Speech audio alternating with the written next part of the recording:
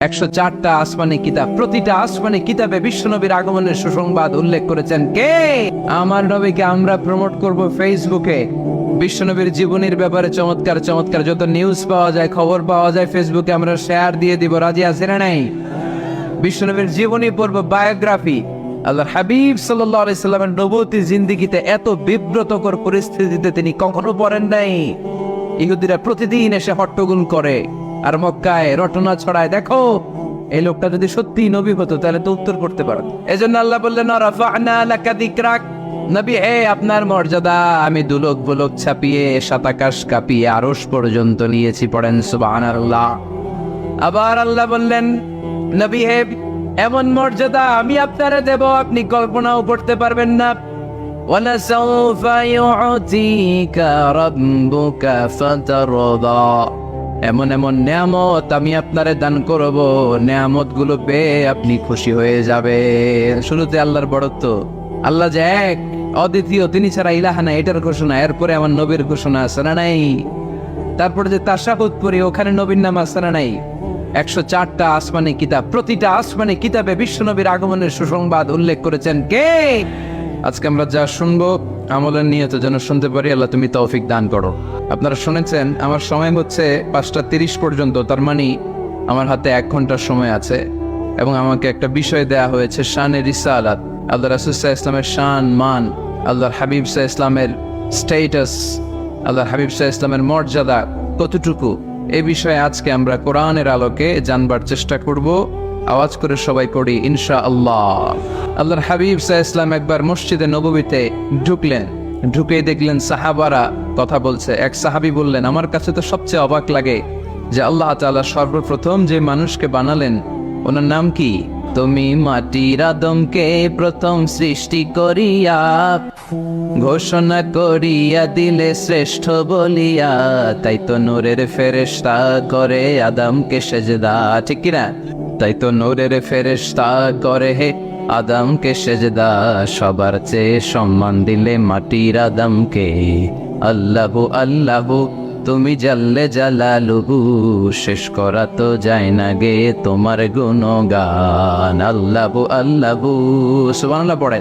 এই সাহাবী বললেন যে আমার কাছে সবচেয়ে অবাক লাগে যে আল্লাহ তাআলা প্রথম মানুষ হিসেবে আদম আলাইহিস সালামকে বানালেন আর ওনাকে উপাধি দিলেন সফিউল্লাহ। আদম আলাইহিস সালামের উপাধি উত্তর দিতে হবে আওয়াজ করে। আদম আলাইহিস সালামের উপাধি কি ছিল? আল্লাহর হাবিব সাল্লাল্লাহু আলাইহি ওয়াসাল্লাম দূরে দাঁড়িয়ে শুনছেন সাহাবাদের কনভারসেশন।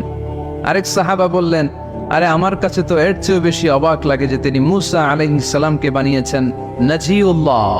নাজিউল্লাহ যে আল্লাহর সাথে নাজা ইউনাজি মুনাজাত করে, গোপনে কথা বলে, কালিমুল্লাহ।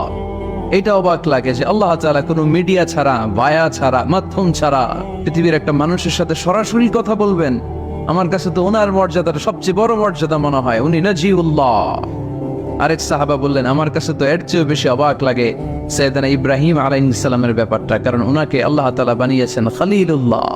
তাহলে একজনকে পাওয়া গেল সফিউল্লাহ, আরেক নবীকে পাওয়া গেল কালিমুল্লাহ বা নাজিউল্লাহ, আরেক নবীকে পাওয়া গেল খলিলুল্লাহ। এই কনভারসেশন যখন আল্লাহর হাবিব সাল্লাল্লাহু আলাইহি ওয়াসাল্লাম শুনলেন, আল্লাহর হাবিব সাল্লাল্লাহু আলাইহি ওয়াসাল্লাম মসজিদে নববীতে প্রবেশ করে সাহাবাদেরকে বললেন, তোমরা যা বলেছো আমি সব শুনেছি, তোমরা যা বলেছো সব সত্যই বলেছো, ঠিকই বলেছো। আল্লাহ তাআলা একজনকে বানিয়েছেন সফিউল্লাহ, একজনকে বানিয়েছেন খলিলুল্লাহ, একজনকে বানিয়েছেন কালিমুল্লাহ।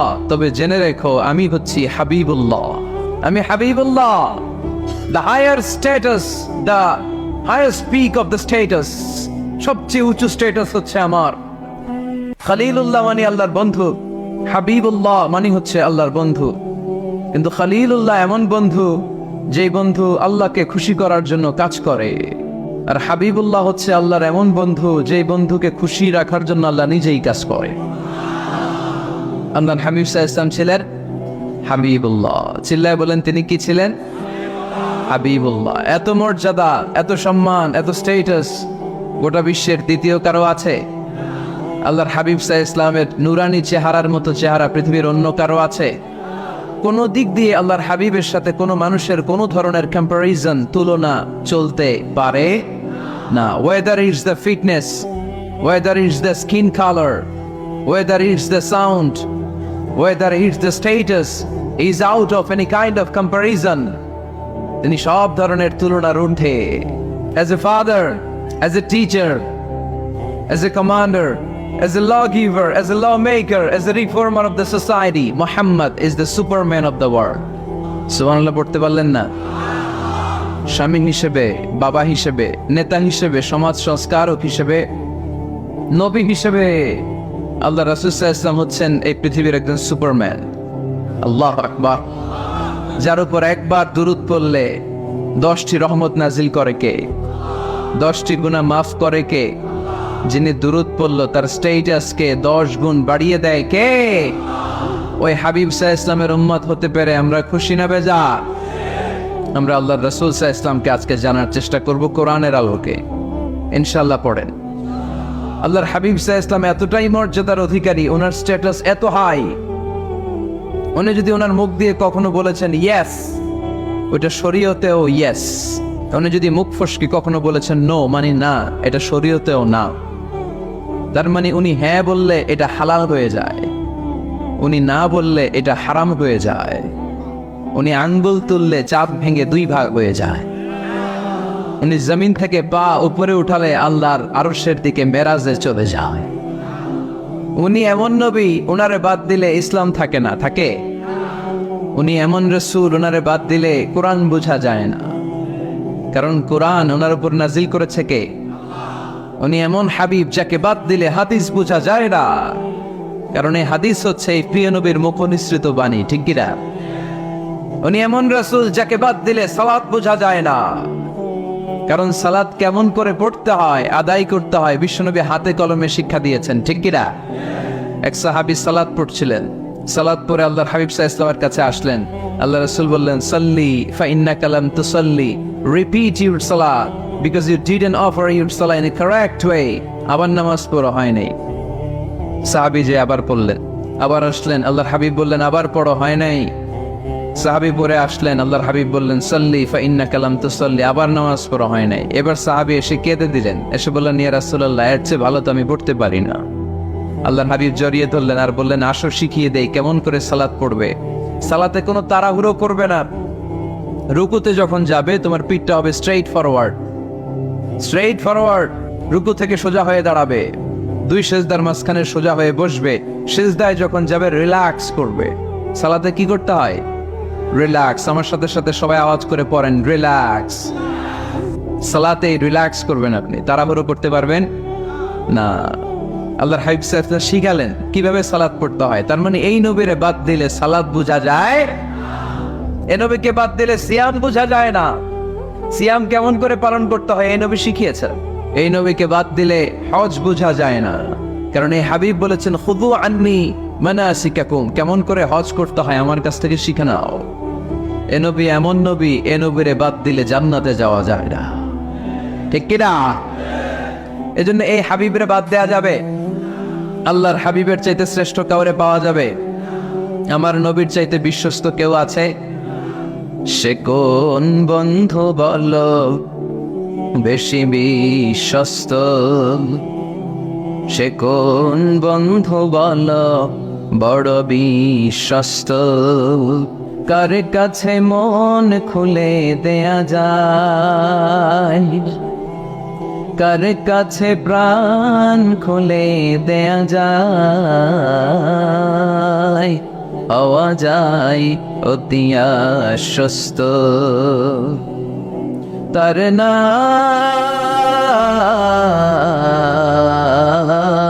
আহমদ বড় বিশ্বস্ত। সুবহানাল্লাহ। ওনার চাইতে বিশ্বস্ত গোটা দুনিয়ায় দ্বিতীয় কাউকে খুঁজে পাওয়া যাবে?